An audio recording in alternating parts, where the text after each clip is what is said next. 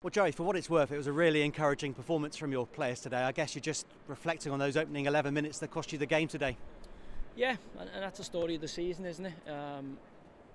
Individual moments of madness and errors are costing you. And 39 games in, you're thinking you've seen everything in the game. Certainly, I'm thinking I've seen a team playing. Certainly in the first 10 minutes, like they were starting in faulty towers. So it was shocking and nowhere near good enough. But credit to them, they found themselves in a ridiculous position after 11 minutes, and then they decided to fight. And I'm proud of the further 78 minutes beyond that, because they kept going and going and going. But you can't give goals away at any level, never mind two. And there's people lads disappointed there.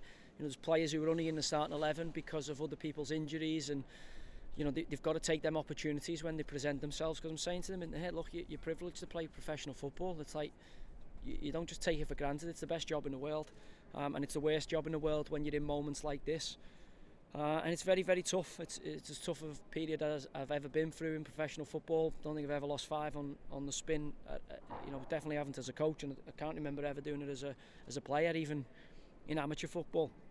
And it's very, very testing at this moment in time. But fully aware of the situation. I've spoke about it, where I think it's come from. I think I have an absolute crystal clear picture of where it's come from, and everyone at the football club is aware of it. Wheels of change are in process, and there's people here fighting for their existence as a Rovers employee and as a Rovers player. So if they don't realise what's at stake for the fans and what's at stake for the football club, then they shouldn't be part of this football club. Having seen Joe Day sent off at Charlton a few weeks ago, should Thomas Holley have been given a red card for his challenge on Jonah today? I can't even begin to speak about referees. I mean, I don't understand the difference, other than it's against us, and I don't really want to use that as an excuse. We were again our own worst enemy. We give 2 goals away at the opening gambit of a game. You've got to take the referee and decisions out of it. It probably would have shifted the tie. 2-1, we're in the ascendancy, and their keeper should leave the field. Let's be honest. He's come outside of his box. Our players touched it past him, but then the linesman, my side, who's the wrong side, is saying no, doesn't think it was a goal scoring opportunity. I've asked the ref at half time and again at full time. He says he doesn't think he was in control of the ball. I'm like, well, of course he wasn't, because he got Ralph Schumachered by Thomas Holley. He was taken out, so he's touched the ball. For me, the ball was going to stay in play and he was going to get a shooting opportunity, and the keeper's tackled him outside the box.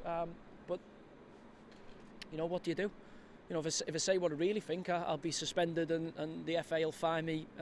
So you can't even tell the truth, because they've become such a unaccountable organisation, and it's ruining games.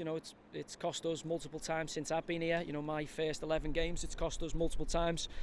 I've spoken to Mike Jones about it. I've spoken to the press about it, and we're just getting more and more poor decisions. So I think I better shut up about it. And if there is people out there who from the officiating capacity, who do care to listen, then they only have to look at. I could send them a compilation of our last 11 games, and for me, there's just too many poor decisions for it to be coincidence.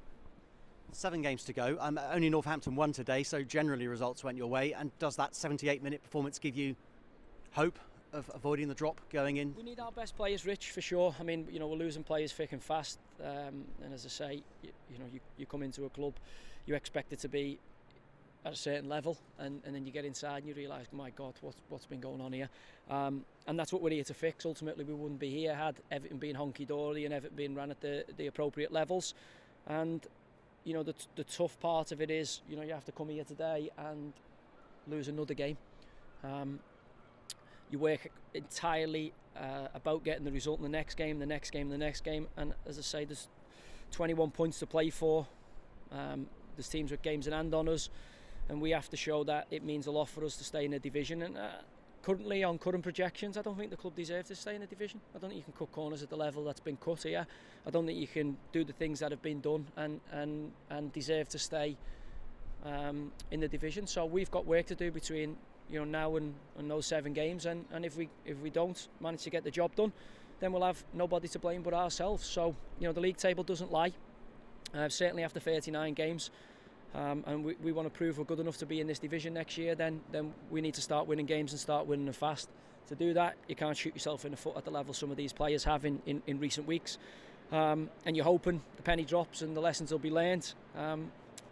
But if they're not, then, you know, it's my job to take them outside and put them out the misery. And, you know, with the summer coming, you know, there's not going to be many more opportunities for lads to show us what they can do. You know, my commitment to the football club is that we will get this club winning. I mean, I don't know how we're even competing at this moment in time with some of the, you know, the decisions, certainly in that first 5 or 10 minutes. You know, I'm thinking there, my God, we need to just keep the score down here for the goal difference. You know, Ipswich haven't really been good in recent weeks. Find themselves 2-0 up after 10 minutes without really doing anything. And, you know, you're kind of shell-shocked. Everything you've worked on during the week's out the window because, you know, moments of madness. I think Ansi would have saved the shot had it not hit George's foot and looped over him.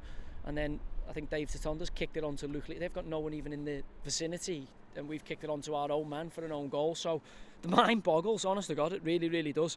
I've never seen anything like this. You know, where I lived, where I existed, nonsense like this didn't happen. You know, it happened every now and again.